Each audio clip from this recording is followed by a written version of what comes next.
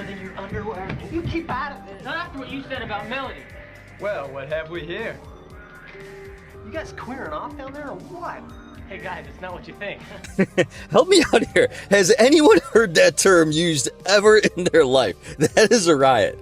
If you found Nightmare Sisters at your local video store, congratulations, because you likely had the coolest clerk in town as you rang up this total raunch fest. Written in only 7 days, this super trashy comedy horror hybrid from director David DeCocteau stars Scream Queens Linnea Quigley, Brink Stevens, who actually provided her own dominatrix outfit, and Michelle Bauer as three nerdy college girls who accidentally summon a succubus during a seance and transform into sex-crazed party animals who seduce and murder their way through a fraternity house. And that's not that bad.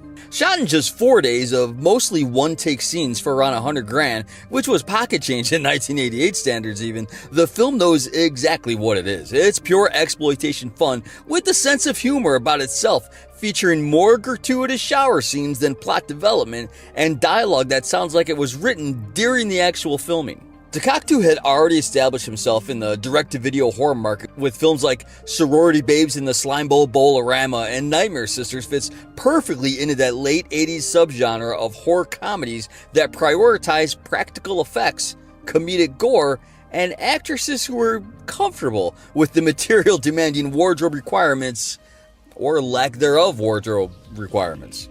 This is the kind of movie that 14-year-old you convinced your older brother to rent for you and the boys, and honestly, it taught us plenty about the creative possibilities of low-budget filmmaking and the importance of what a little makeup can do to the quiet girl in the back of the class. Now, if Nightmare Sisters was pure cheese with a wink, our next entry comes from the king of recycled footage himself, and you know who I'm talking about. Go.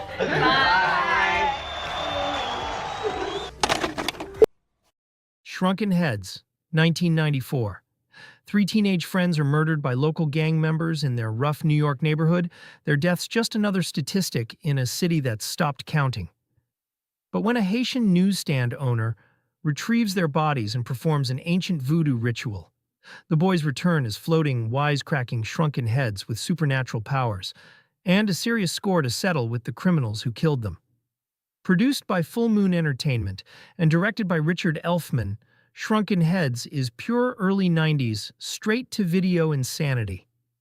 A film that somehow mashes together urban crime drama, voodoo horror, and dark comedy into something that feels like a fever dream cooked up during a marathon session at the video store.